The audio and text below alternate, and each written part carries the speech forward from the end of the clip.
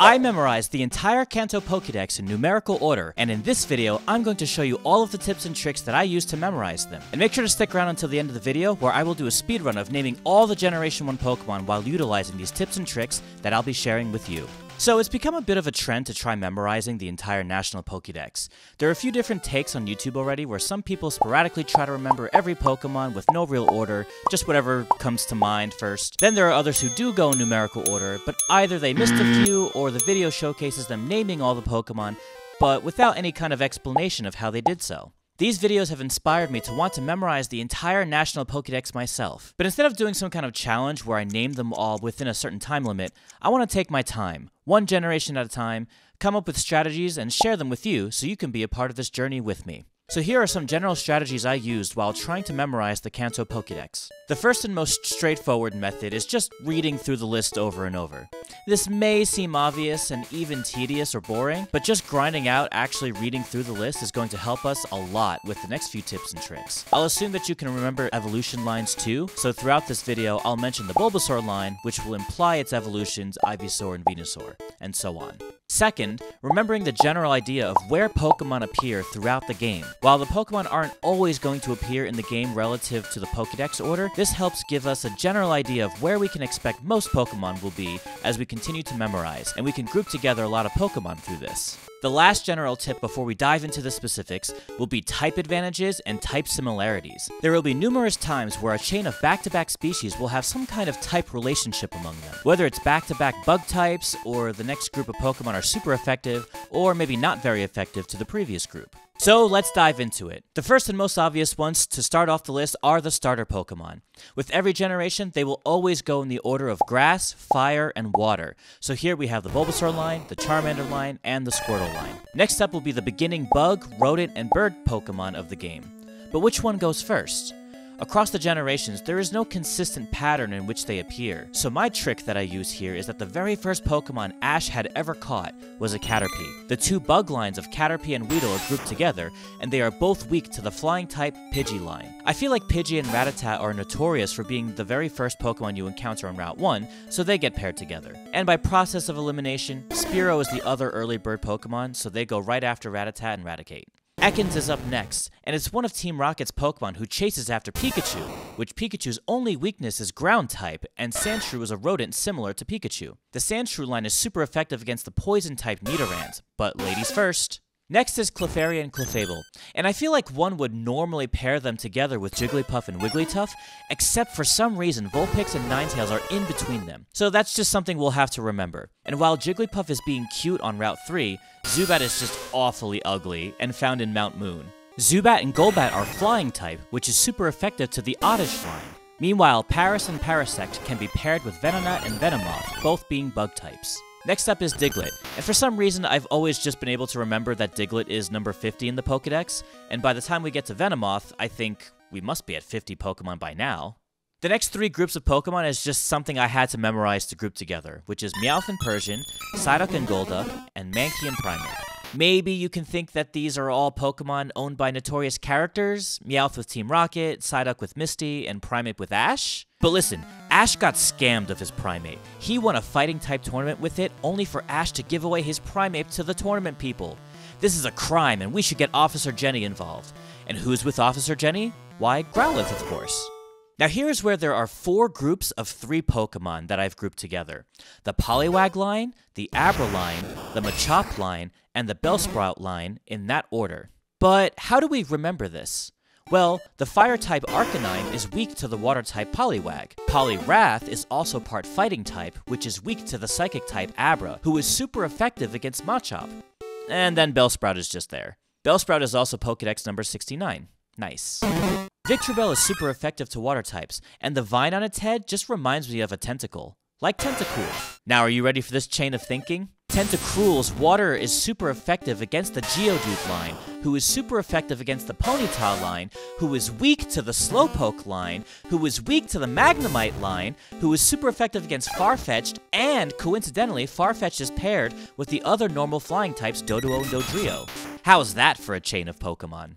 Seel and Dugong are next, and unfortunately I have no special tip for them. You'll just have to remember that these two go right here. Next we have a chain of Pokemon that are purple, being Grimer and Muck, Shelter and Cloyster, and finally Ghastly, Haunter, and Gengar, in that order. Onix is next, and there's a meme with Onix and Cloyster, if you know, you know, but we don't like that meme here, so we need to separate them with the Ghastly line. Equally just as bad as the Onix Cloyster meme is the reputation that Drowsy and Hypno have, from eating people's dreams to kidnapping children. Yeah, honestly, this chain is full of degeneracy. It's pretty mundane with Seal and Dugong, but then with spelling muck backwards, the Cloyster Onix meme but ghosting the meme, and psychic shenanigans, it helps me remember, but let's just move on. We have a couple of small type chains here. Krabby and Kingler are weak to the electric type Voltorb and Electrode.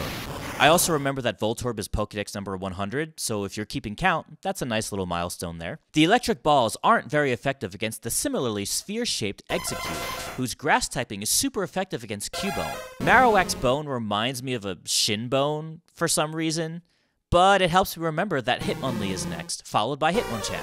Their fighting types are super effective against the normal type Lickitung, who with a Team Rocket Pokemon, which finally ties into the other infamous Team Rocket Pokemon, Coughing and Wheezing. And if we ignore their Levitate ability and think of purely Gen 1, they would be weak to the super effective ground type of Rhyhorn and Rhydon. Now, Rhyhorn makes me think of the Safari Zone, and other Pokemon you can find in the Safari Zone are Chansey, Tangela, and Kangaskhan, in that order. I came up with a silly abbreviation with these three, being CTK, taking the first letters of each of their Pokemon names. The abbreviation I came up with is Chance to Catch, since they're often difficult to catch in the Safari Zone. Hey, whatever helps you memorize. Next, we have a chain of Water-type Pokemon, the Horsea line, the Goldeen line, and the Staryu line. Aside from them all being Pokemon that Misty owned, which helps group them together, I didn't have any real trick on which went first, except for the fact that Starmie is part Psychic, which ties into the Psychic type Mr. Mime. Now, this next chain of 7 Pokemon, including Mr. Mime, are all ones that do not evolve in Generation 1. The order is Mr. Mime, Scyther, Jynx, Electabuzz, Magmar, Pinsir, and Tauros.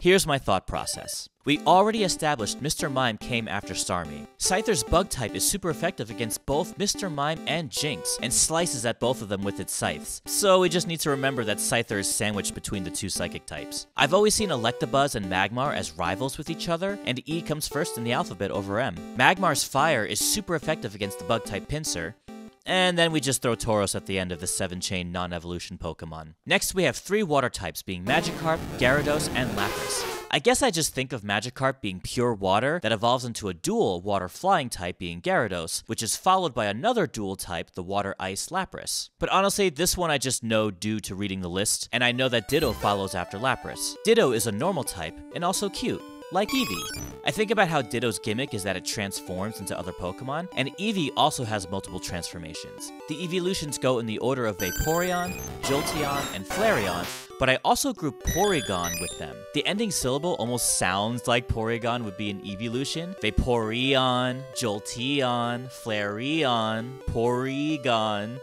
Maybe it's a stretch, but hey, it works for me. Next are the fossils, and if you are familiar with Twitch Plays Pokemon, we have to acknowledge and praise our Lord and Savior Helix. So Ammonite and Omastar come first, followed by Kabuto and Kabutops, with Aerodactyl at the end. And now we're at the final stretch. Snorlax just goes here.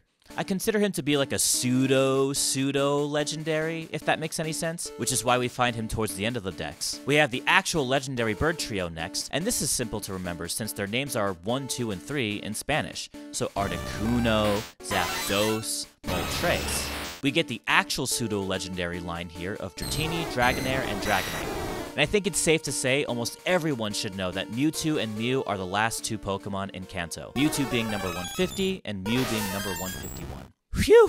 And there you have it, the entire Kanto Pokedex, memorized with lots of weird and wacky ways to help go about them. Now before I show you a speedrun attempt of memorizing them all, I just want to say thank you for watching the video up until this point. If you enjoyed the content and would like to see me tackle and explain how to memorize Generation 2 and onwards, feel free to subscribe to the channel, and let me know in the comments if any of my tips and tricks were useful to you. Okay, so I'll be using a website called PokemonQuiz.com. I'll leave a link for this website in the description if you'd like to check it out. It's a great tool to practice on, and it even has a Dex order mode that forces you to type them in numerical order. And I promise there will be no cheating involved as I type these out. I thought about blindfolding myself, but I want to make sure I catch any typos for the sake of time. Besides, this entire video is proof of my memorization, no matter how convoluted the methods are. Alright, anyways, here is a speedrun attempt at memorizing all the Kanto Pokemon in numerical Pokedex order. Enjoy!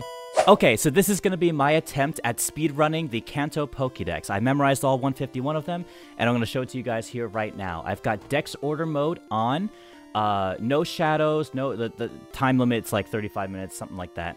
No Twitch chat input, this is just me. The timer will start when I type in Bulbasaur. So, here we go. Let's see if I can do it. This is some commentary on my thought process. We are starting off with the 3 starter Pokemon, Bulbasaur line, Charmander line, and Squirtle line. They always go in the order of grass, fire, and water no matter what generation. After that, Ash's first Pokemon he caught was a Caterpie. Caterpie will be paired with the Weedle line because they're both bug types, and they are both weak to the Pidgey line. And Pidgey is paired with Rattata. They're the first 2 Pokemon you find on Route 1, and then Spearow is the final early bird Pokemon. Ekans and Arbok, part of Team Rocket, chases after Pikachu. They're similar to Sandshrew in terms of rodents. And then we got the Nidorans, but ladies first. So the Nidoran, Nidorina, Nidoqueen, then Nidoran, Nidorino, Nidoking. Then we move on to Clefairy, Clefable, who is Vulpix and Ninetales are in between them and Jigglypuff. After Jigglypuff, we've got Zubat and Golbat, who are super effective against Oddish and Gloom and Vileplume. We've got the Paris line, as well as the Venonat line. That will, they're paired but because of the bugs. Diglett is number 50. Meowth, Persian, Psyduck, Golduck, Mankey, Primeape. Primeape, it's a crime for Ash, but we have Growlithe right afterwards. They are weak against the Poliwag line, who Poliwrath is fighting type and is weak to the Abra line. And the Abra line is also super effective against the Machop line. And then we've got Bellsprout right after them. Bellsprout is number 69. Nice. Then we got Victreebel's Tentacle. Reminds me of Tentacool. Tentacruel is super effective against the Geodude line, who's super effective against the Ponyta line, who's weak to the Slowpoke line, who is weak to the Magnemite line. And then the Magnemite line is super effective against the Farfetch'd, who's also paired with Dodo and Dodrio. Then here we have Seal and Dugong, and then the purple line of Grimer, Shelder, and the Ghastly lines. We got Onix up next, and then after Onix is Drowsy and Hypno. The whole Degeneracy line there. Krabby, Kingler, weak to Voltorb and Electrode, who are spherical shaped like Execute. Executor is super effective against Cubone, and Marowak's Bone reminds me of a Shinbone, so we have Hitmonlee right after that, and Hitmonchan. We're both super effective against Lickitung, who's a Team Rocket Pokemon, so we got Coughing and Wheezing, who are weak to Rhydon and Rhyhorn. Rhyhorn reminds me of the Safari Zone, so we got Chansey, Tangela, and Kangaskhan here. Then we got a bunch of water Pokemon, Horsey line, the Goldeen line, as well as the Staryu line. And Starmie is also Psychic type, reminds me of Mr. Mime. Scyther's super effective against the 2 Psychics here, Jinx, Electabuzz and Magmar, Pinsir, Tauros. And then we got Magikarp, Gyarados, Lapras, who are also water types. Ditto and Eevee are paired together. Vaporeon, Jolteon, Flareon are the order of the evolutions, but I also put Porygon here. Then we've got Praised Helix, Kabuto, Kabutops, Aerodactyl, the pseudo legendary Snorlax, the actual legendaries Articuno, Zapdos, Moltres, the actual pseudo legendary, which is the Dratini line, and then finally Mewtwo and Mew.